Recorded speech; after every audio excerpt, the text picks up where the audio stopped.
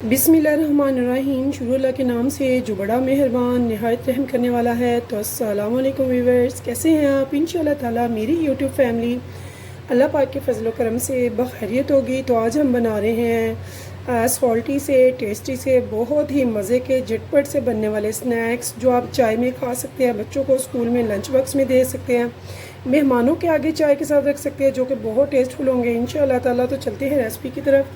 तो यहाँ पे सबसे पहले मैंने एक प्याली बड़ी जो है वो भर के ले ली है मैदे की। तो मैं ग्राम्स में नहीं बता रही हूँ, आपको प्याली में बता रही हूँ। आप जितने चाहें उतने बना सकते हैं, ज़्यादा भी कम भी। और सबसे बड़ी बात, आप इनको बनाकर किसी भी एयर टाइट जार में रख सकते हैं, ये ख़राब नहीं होंगे। एक हफ़्ता 2 हफ़्ता ईज़िली 15-20 दिन तक ये ख़राब नहीं होते हैं। तो यहाँ पे ये देखिए, आप जानते हैं कि ये बरसात का मौसम है और बरसात के मौसम में स्नैक्स वगैरह भी ज़्यादा खाए जाते हैं और ज़्यादा चीज़ें जो हैं वो मैदे से ही बनती हैं। तो यहाँ पे मैदे को छानना बहुत ज़्यादा ज़रूरी है, क्योंकि आजकल कीड़ा लग जाता है, लाजमी सी बात है। तो सफाई ज़रूरी है। तो सफाई का ख्याल रखते हुए, मद्देनज़र रखते हुए हम छन्नी से आटे को, मैदे को अच्छे से छान लेंगे। और ये देखिए, तो इसके बाद जो नेक्स्ट इंग्रेडिएंट्स है वो है घी। तो यहाँ पे ये देखिए, मेजरमेंट वाला मेरा जो कप है 1/4 कप है। अगर आपको नज़र आ रहा हो तो 1/4 कप मैंने ले लिया है। इसमें ये भी मैंने ऐड कर दिया है। इसके बाद जो नेक्स्ट चीज़ होगी वो क्या होगा, तो ज़ाहिर सी बात है व्यूअर्स, वो होगा सॉल्ट। तो यहाँ पे मैंने 1 टीस्पून ले लिया है सॉल्ट का, और 1 टीस्पून ले लिया है ब्लैक पेपर का, और 1 टीस्पून भर के मैंने ले लिया है रेड चिली फ्लेक्स का। तो इन चीज़ों को, तीनों को, स्पाइसेस को हम अच्छे से अब कर लेंगे मिक्स। तो यहाँ पे देखिए व्यूअर्स, ये हमने अच्छे से मिक्स कर लिया। इसको मिक्स करने के बाद हमने क्या करना है, हमने थोड़ा थोड़ा पानी इसमें ऐड करना है और एक अच्छी सी फाइन सी इसकी डो तैयार करनी है। पानी हमने एकदम से नहीं डालना ज़्यादा, तो हम थोड़ा थोड़ा करके डालेंगे। एक अच्छी सी स्मूथ सी डो बनाएंगे, जो कि ना तो ज़्यादा सॉफ्ट होगी और ना ही बहुत हार्ड होगी, यानी कि रोटी की तरह। जैसे कि हम समोसे की डो बनाते हैं, बिल्कुल वैसे ही हम इसकी भी डो रेडी करेंगे। तो मैंने यहाँ पे 1 कप लिया था, जो कि 1 कप पूरा नहीं लगेगा, तो ये आप पे डिपेंड करता है। बस आपने ये ध्यान रखना है कि हमारी डो ना टाइट हो, ना बहुत ज़्यादा लूज़ हो। तो जब हम थोड़ा थोड़ा पानी डालते हैं तो हमारी पसंद की ही डो तैयार होती है, जैसी भी आप तैयार करनी हो। तो यहाँ पे देखिए व्यूअर्स, मेरी जो डो है रेडी है। इसकी कंसिस्टेंसी कुछ यूँ होनी चाहिए, ना तो ये देखिए मेरे हाथ पे चिपकी है,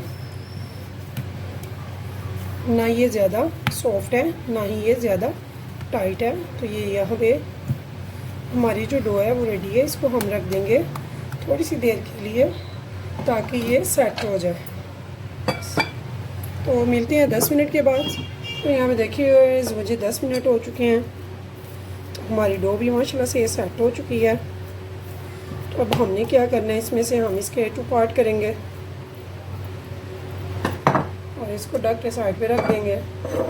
तो इसमें मैंने इतने टाइम में मैंने क्या किया, मैंने एक देगची में घी डाल के तो चूल्हे पे चढ़ा दिया और उसके नीचे स्लो फ्लेम चला दी है, लो फ्लेम। अब हमने क्या करना है, इसको थोड़ा सा खुश्क यहाँ पे डस्ट करेंगे। चाहे आप आटा ले लें, मैदा ले लें, जो भी आपके पास खुश्क है वो ले लें।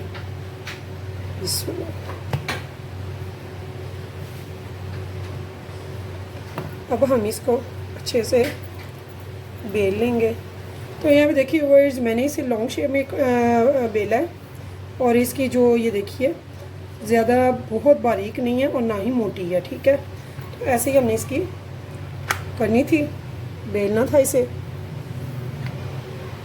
अब हमने क्या करना है, हमने इसकी अच्छी सी करनी है कटिंग। अगर आप ज़्यादा बेलते हैं बारीक तो भी कोई इशू नहीं है, बट थोड़ा सा अगर नज़र आए तो ज़्यादा अच्छा लगता है। तो यहाँ पे देखिए, इसके बाद हमने इसकी करनी है कटिंग। तो कटिंग मैं करूँगी। ये देखिए मेरे पास नाइफ़ है, तो इससे मैं कटिंग इसकी करूँगी।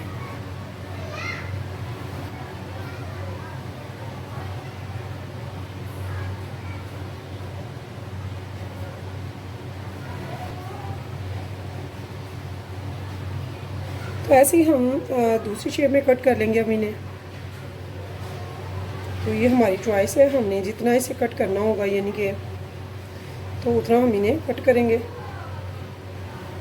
तो कुछ यहाँ पे मैंने बड़े बनाए हैं, कुछ मैंने छोटे बनाए हैं।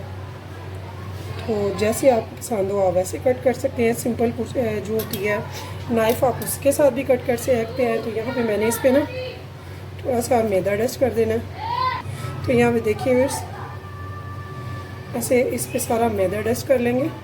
तो ऐसे एक स्क्रैपर ले लेंगे कोई भी, उसे हम आराम से इनको ना ऐसे कर लेंगे। तो अब चलते हैं घी की तरफ।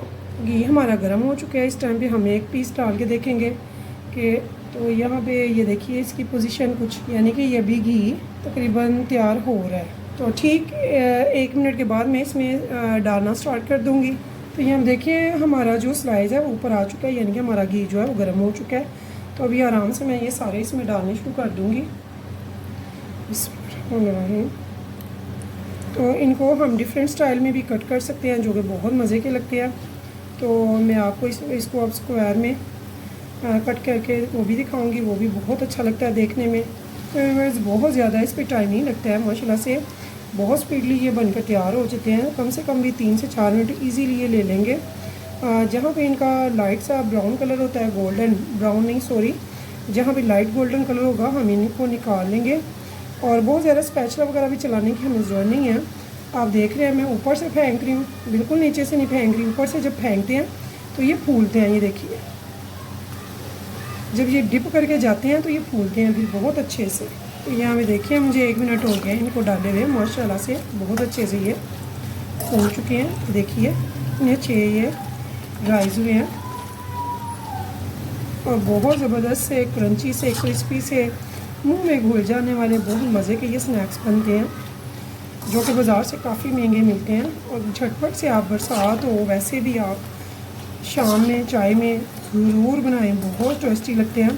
तो यहाँ पे देखिए व्यूअर्स माशाल्लाह से हमारे कितने अच्छे से ये स्नैक्स बनकर तैयार हो गए हैं। तो बहुत अच्छा सा गोल्डन सा इनका कलर आ चुका है। अब हम इनको अच्छे से घी वो निचोड़ के निकाल लेंगे और ऐसे ही दूसरे भी स्नैक्स सारे इनमें डालेंगे। तो यहाँ देखिए व्यूअर्स जो नेक्स्ट मैंने शेप बनाई है वो है स्क्वायर। तो ये देखिए, तो जितना मैंने प्रोसीजर किया है वो लो टू मीडियम पे किया है, मैंने हाई फ्लेम बिल्कुल भी नहीं किया। और ये जो मैं ट्रिक आपको बता रही हूँ ये याद रखिएगा, जब आप चाहते हैं ना कि बगैर स्पैचुला के भी ये फूले तो उसके लिए आपको ऊपर से ज़रा फेंकना पड़ेगा ऐसे कि ये जाकर डिप करके, ये देखिए ऐसे जाके डिप हो तो ये जब ऊपर आएगा तो ये फूला हुआ होगा। तो ये देखिए ऐसे इन सबको मैं इसमें डालूँगी। तो बहुत मज़े के लगते हैं व्यूअर्स। अगर आपको मेरी ये रेसिपी पसंद आए तो प्लीज़ मेरे चैनल को सब्सक्राइब और लाइक करना मत भूलिएगा और कीजिएगा मेरी रेसिपीज़ को अपने फैमिली फ्रेंड्स के साथ, दोस्तों के साथ, रिश्तेदारों के साथ शेयर। और अच्छी न्यू आइडियाज़ की अगर कोई इजी रेसिपीज़ आप पसंद करते हैं तो मेरे चैनल को ज़रूर देखें। इंशाल्लाह ताला बगैर स्किप किए फुल वॉच करेंगे वीडियो को तो मुझसे भी अच्छी इंशाल्लाह ताला मेरी तमाम बहनें बेटियाँ रेसिपीज़ को बना सकेंगी और वाह बटोरेंगी इंशाल्लाह ताला। तो मुझे फीडबैक में ज़रूर बताया करें कि आपको मेरी रेसिपीज़ कैसी लगती हैं। अगर आपको मेरी रेसिपीज़ कुछ कमी लगती है तो प्लीज़ वो भी बताया करें। और आपको क्या पसंद है ये भी बताएं कि मैं नेक्स्ट कौन सी रेसिपी डालूँ जो आपको पसंद हो।